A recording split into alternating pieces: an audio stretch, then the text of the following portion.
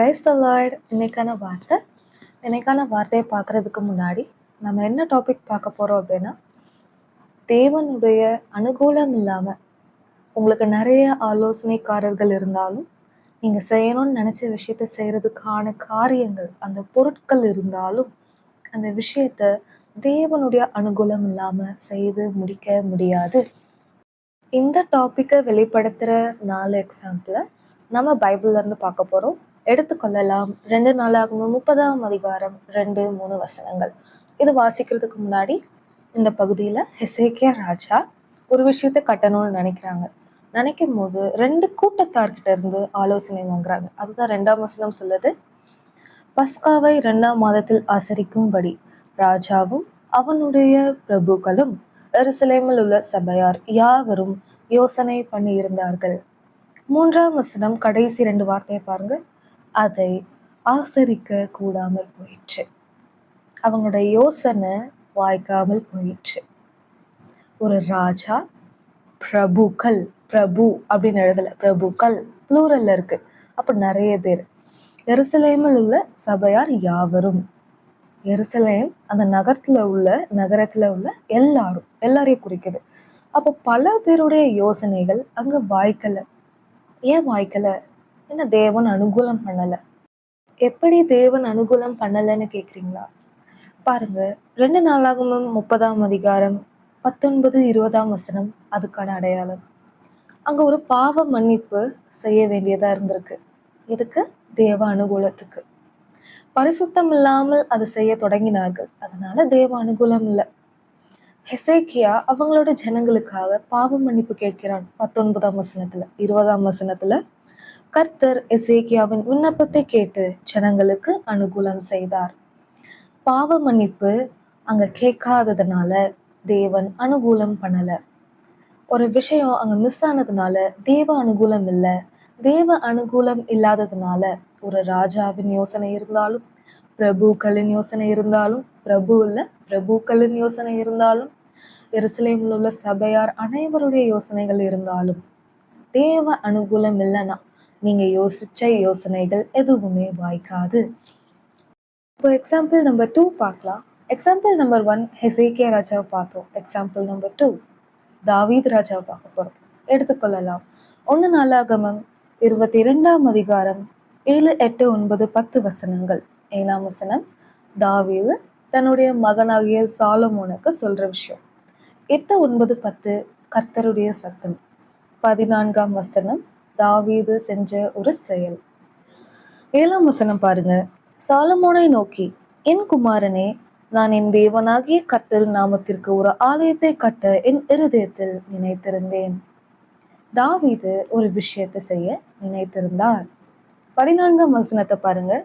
தாவீது ராஜா, இதோ நான் என் சிறுமையிலே கர்த்தருடைய ஆலயத்திற்காக 1,00,000 தாலந்து பொன்னையும் 10,00,000 தாலந்து வெள்ளியையும் நிறுத்த முடியாத திரளான வெண்கலத்தையும் இரும்பையும் சவதரித்தும் மரங்களையும் கற்களையும் சவதரித்தும் வைத்தேன். நீ இன்னும் அவைகளுக்கு அதிகமாய் சவதரிப்பாய். நிறைய விஷயங்களை சேர்த்து வச்சிருக்கிறாரு தாவீது ராஜா. இதற்கு தன்னுடைய இருதயத்துல நினைச்ச அந்த விஷயத்தை நிறைவேற்றி முடிக்க நிறைய விஷயங்களை சேர்த்து வச்சிருக்காங்க.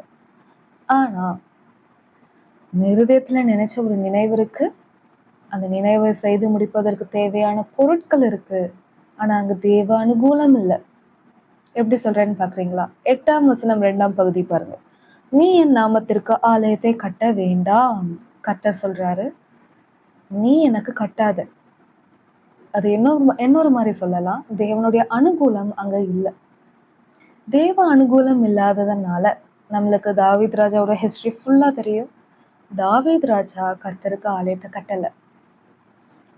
எக்ஸாம்பிள் நம்பர் 3 பார்க்கலாம். சாலமோன் ராஜா. 2 நாளாகமம் 7ஆம் அதிகாரம் 11ஆம் வசனம். இவ்விதமாய் சாலமோன் கர்த்தருடைய ஆலயத்தையும் ராஜா அரண்மனையையும் கட்டி தீர்த்தான்.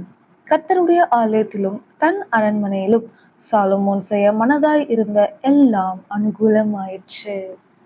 எல்லாம் செய்ய மனதாய் இருந்த எல்லாம் அனுகூலமாயிற்று. ஏன்னா அனுகூலம் செய்கிற கர்த்தர் அவனோடு இருந்தார்.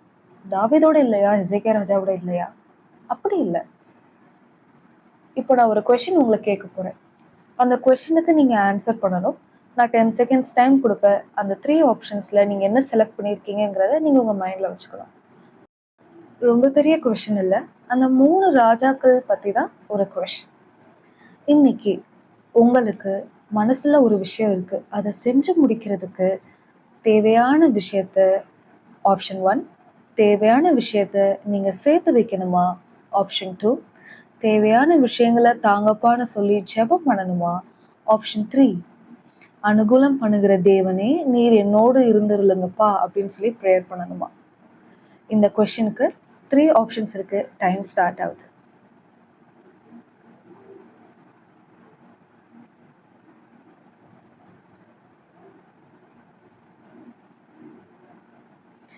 ஓகே, மூணுமே கிடையாது. தேவையான விஷயங்களை நீங்க சேர்த்து வைக்கக்கூடாது, தேவையான விஷயங்களை தாங்கப்பான ப்ரேயரும் பண்ணக்கூடாது, அனுகூலம் பண்ணுங்கப்பான்ட்டு ப்ரேயரும் பண்ணக்கூடாது. என்னடா இப்படி சொல்றாளே அப்படி பாக்குறீங்களா? ஆனா அது உண்மைதான்.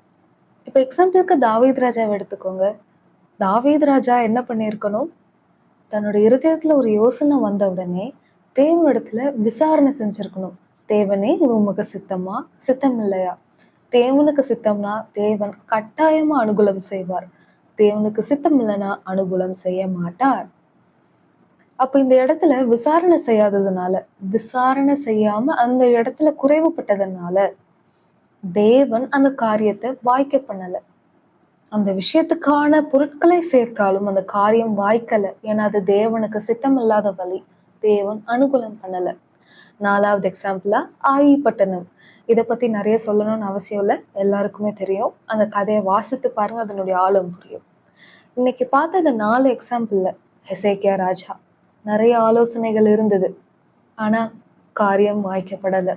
தாவீது ராஜா தன்னுடைய இருதயத்துல ஒரு விஷயத்தை யோசித்து வைத்திருந்தார், அதற்கான பொருட்களை சேர்த்து வைத்திருந்தார், காரியம் வாய்க்கல. ஏன்னா அது தேவனுக்கு சித்தமா, தேவன் அனுகூலம் செய்யறாரா இல்லையான்ட்டு விசாரணை செய்யல. சாலமோன் ராஜா தேவனுக்கு சித்தமான வழியில நடந்ததுனால, தேவனுக்கு சித்தமான எல்லா யோசனைகளையும் யோசித்ததுனால எல்லாமே வாய்த்தது. ஏன்னா அனுகூலம் பண்ணுகிற தேவன் அவரோடு இருந்தார். ஆயி பட்டணம் லாஸ்ட் எக்ஸாம்பிள். இன்னைக்கும் நம்ம செய்யற எல்லா விஷயத்திலயும் இது தேவனுக்கு சித்தமா, சித்தம் இல்லையான்னு பகுத்தறிஞ்சு அனுகூலம் செய்கிற கர்த்தர் அவருக்கு சித்தமான வழியில தான் இருப்பார் அப்படிங்கிறத அறிந்து அவருக்கு சித்தமான வழியிலே நடப்போம்.